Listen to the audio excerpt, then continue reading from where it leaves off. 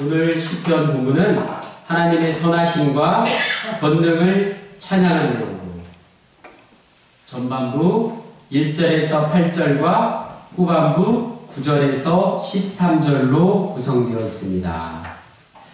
다윗의 감사와 찬송의 노래로서 좀 더 자세하게 살펴보자면 1절에서 5절까지 하나님의 구원의 은혜에 대한 감사, 그리고 6절에서 8절 세상을 지배하시는 그분의 능력에 대한 찬양, 마지막 9절에서 13절 땅에 풍성한 수확을 주시는 그분의 은혜에 대한 감사에 대한 말씀으로 기술되어 있습니다. 다윗은 여러분들 잘 알고 계시듯이 찬송과 기도의 사람이었습니다. 찬양을 통해서 하나님께 나아가고 하나님을 사랑했으며 기도하면서 하나님의 뜻을 알아간 다윗이었습니다. 그런데 다윗은 죄가 얼마나 무서운 것인가를 가장 잘 알고 있었습니다. 죄가 얼마나 큰 능력이 있는가? 죄는 비록 우리들만, 인간들만의 두려움과 고민이 아니었습니다. 하나님은 천지 만물을 지으신 분이십니다.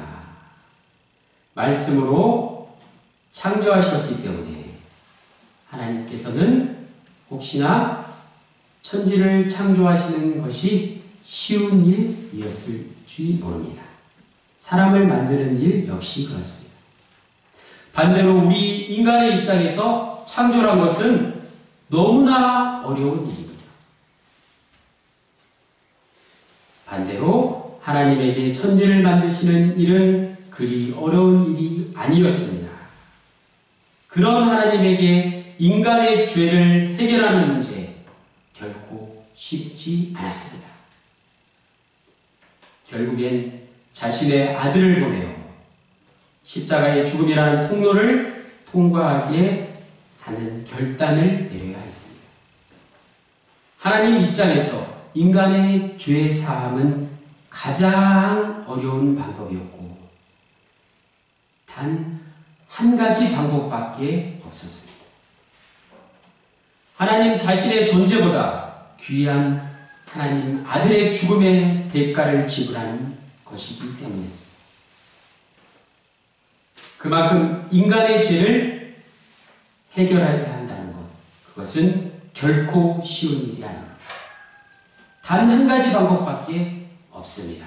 그런데 우리 인간들은 이토록 귀중한 죄 사함의 통로, 예수 그리스도를 많은 사람들이 믿지 않을 뿐더러 믿는다고 고백하면서도 또다시 날마다 죄를 짓고 살아가고 있습니다.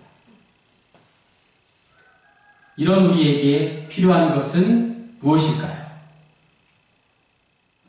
첫 번째, 하나님의 구원의 은혜에 감사하는 것입니다. 구원이란 무엇입니까? 구원이란 단순한 의미로 건져내는 것을 의미합니다. 그런데 그것만으로는 구원이라는 의미를 설명할 수가 없기에 우리 믿는 사람들에게 구원이란 어떤 의미가 있는지를 함께 생각해 보겠습니다. 그래서 우리 믿는 자들에게 구원은 세 가지 종류로 생각해 볼 수가 있습니다. 첫 번째 바로 위치적인 구원, 두 번째 종말론적 구원, 그리고 세 번째 경험적 구원입니다. 첫 번째 위치적 구원이란 과거의 구원을 의미합니다.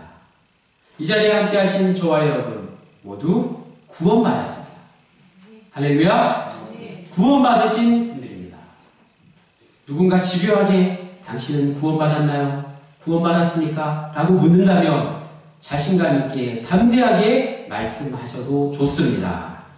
우리는 이미 과거에 예수 그리스도를 통해서 구원받았다는 사실입니다. 본래 우리는 하나님의 아들이었습니다. 그러나 우리의 조상 아담의 불순종으로 말미암아 타락함으로써 양자의 영이 우리 곁을 떠나고 말았습니다. 그 자리를 사단이 들어와 지배함으로써 사단의 종, 죄의 종, 사망의 종이 되고 만 것입니다. 이러한 종의 신분에서 우리를 구원하시니 바로 예수 그리스도이십니다. 예수님의 자녀로 우리는 다시 한번 우리의 신분을 변화할 수 있게 되었습니다. 우리의 신분이 다시 한번 변화되었습니다. 극적으로 역전된 것입니다. 이제 다음 주가 되면 브라질에서 뭐가 열리죠? 네, 기대하시던 월드컵이 열립니다. 네, 축구에서 가장 극적인 것이 무엇이죠? 네, 골인데 역전골이죠. 네, 역전골이 가장 극적이지 않습니까? 바로 역전골의 주인공이 예수 그리스도가 되시기를 바랍니다. 예수 그리스도의 피로 우리는 구원받았습니다. 할렐루야! 두 번째는 종말론적 구원, 바로 미래의 구원을 의미합니다. 과거의 구원만을 가지고는 뭔가 부족합니다. 그래서 구원의 완성은 우리 주 예수 그리스도께서 다시 오시는 날에 완성되는 것입니다. 소망 가운데 주님을 바라보고 나아갈 때 주님께서 오시는 날에, 그 마지막 날에 구원의 완성이 있습니다. 세 번째, 경험적 구원이란 바로 현재의 구원을 의미합니다. 우리가 지금 이곳에서 하나님 앞에 나아갈 때 내 삶 속에서 하나님의 구원을 날마다 경험하는 것입니다. 시편 30편 1절로 3절 말씀에 여호와여 내가 주를 높일 것은 주께서 나를 끌어내사 내 원수로 하여금 나로 말미암아 기뻐하지 못하게 하심이니이다. 여호와 내 하나님이여 내가 주께 부르짖으네 나를 고치셨나이다.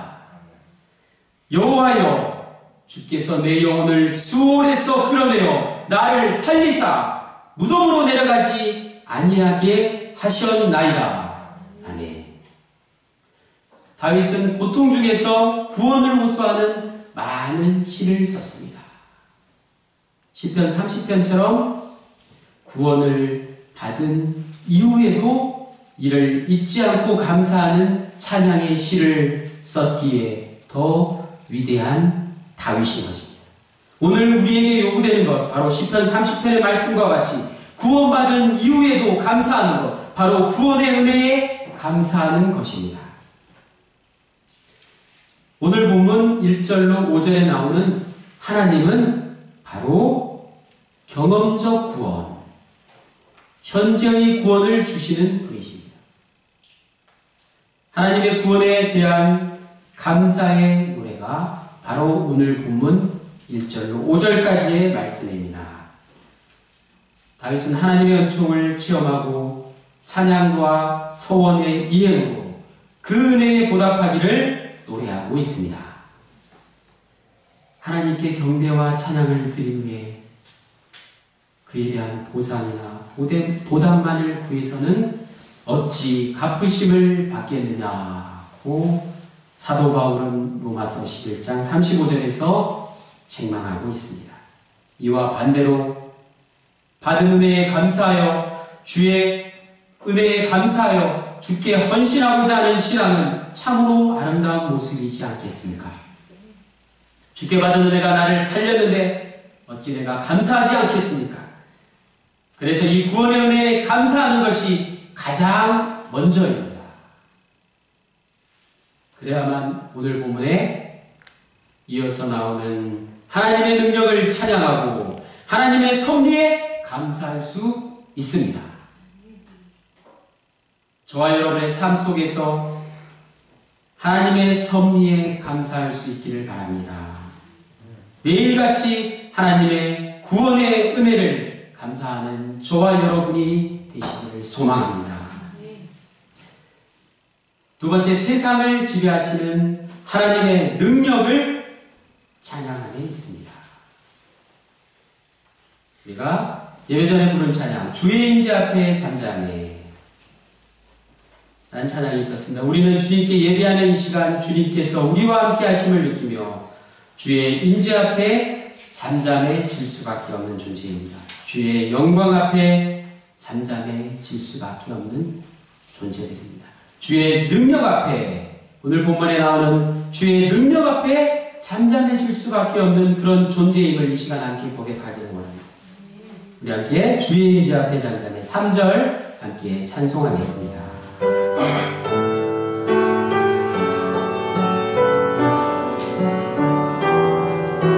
주의 능력 앞에 잠잠해 주의 능력 앞에 잠잠해 주 역사하시네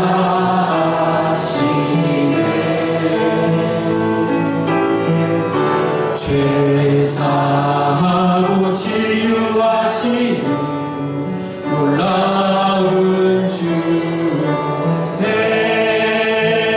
주 믿는 자에게 주 믿는 자의 능치 못하겠네 능치 못하겠네 주의 능력 앞에 잠잠해 주의 능력 앞에 잠잠해 주 역사하시네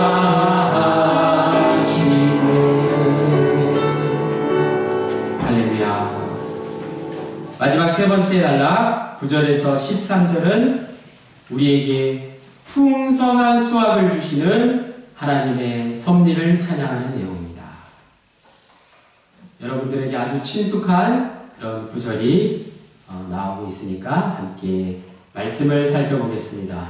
바쁜 농사일로 지치고 피곤한 요즘 우리에게 풍성한 수확을 주실 하나님의 은혜의 찬양과 감사가 넘치시는 이 시간 되시기를 소망합니다. 하나님은 우리의 땅을 비옥하게 하십니다. 9절 말씀에 우리 9절 말씀을 함께 읽어보겠습니다. 다같이 오늘 본문 9절 말씀을 한 목소리로 읽어보겠습니다. 시작. 땅을 돌보사 물을 대어 심히 윤택하게 하시며 하나님의 강에 물이 가득하게 하시고 이같이 땅을 예비하신 후에 그들에게 곡식을 주시나이다. 아멘. 라고 말씀했습니다. 하나님께서 내신 강은 언제나 물이 가득합니다. 모내기철을 맞이해서 제가 아침 일찍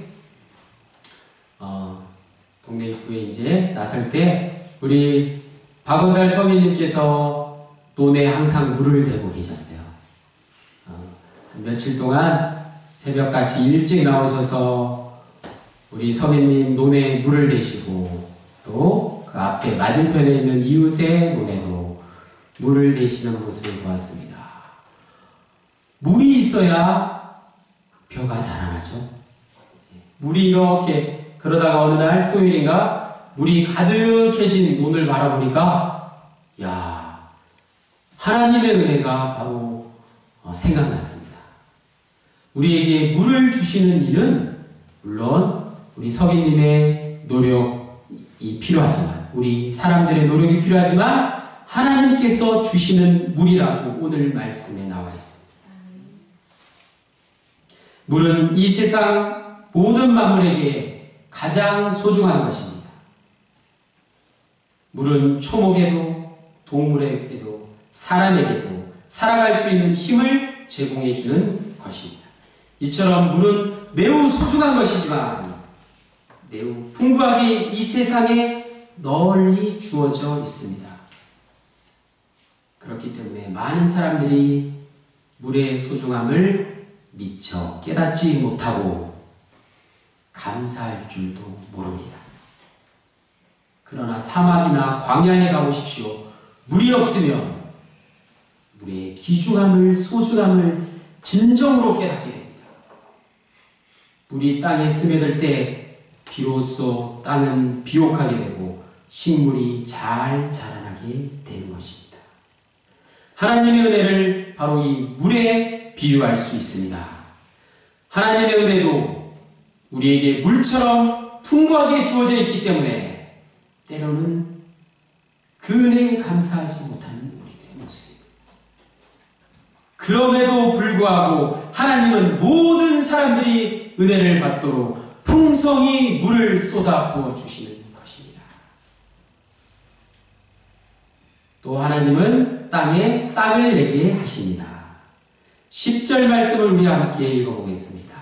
다 함께 10절 말씀 읽겠습니다. 시작! 주께서 밭고랑에 물을 넉넉히 대사 그 이랑을 평평하게 하시며 또 담비로 부드럽게 하시고 그 싹에 복을 주시나이다. 아멘. 하나님이 싹에 물을 주신다고 했습니다. 하나님은 모든 싹에 복을 주십니다. 하나님께서 땅을 축복하시고 씨앗을 축복하셨기 때문에 봄이 되면 자연스레 싹을 낼 수 있는 것입니다. 또한 하나님께서는 초장의 복을 주십니다. 본문 12절로 13절에 나오는 초장에 뛰노는 양떼들, 초장에 뛰노는 말들, 초장에 뛰노는 송아지들은 모두 하나님이 길러주시는 것입니다. 공중의 새들과 바다의 고기들도 다 하나님이 내시고 길러주시는 것입니다. 지금 이 시간 우리의 머릿속에 올가을의 풍경을 한번 상상해 보기를 원합니다. 지금 너무나 바쁘고 힘드시지만 올가을에 어떤 풍경이 기대되는지 한번 생각해 보시면 좋겠습니다. 땅은 비옥하고 오곡백과는 들판에 널려 있습니다. 마을마다 마당에 빨간 고추가 햇빛을 보며 널려 있고요. 울타리에는 호박과 뜰에 있는 나무, 감나무에 감이 주렁주렁 열려 있을 것입니다. 땅속에는 고구마가 가득 있어서 쟁기질에 호미질에 탐스럽게 추수되고 있을 것입니다. 무와 배추들은 푸른색 옷을 입고 김장할 때를 맞이하고 있게 될 것입니다. 그때를 기다리며 오늘의 고난과 오늘의 역경을 물리쳐 승리하시길 바랍니다. 이 모든 것이 하나님께서 우리에게 주신 사랑의 열매인 걸로 믿으시기 바랍니다.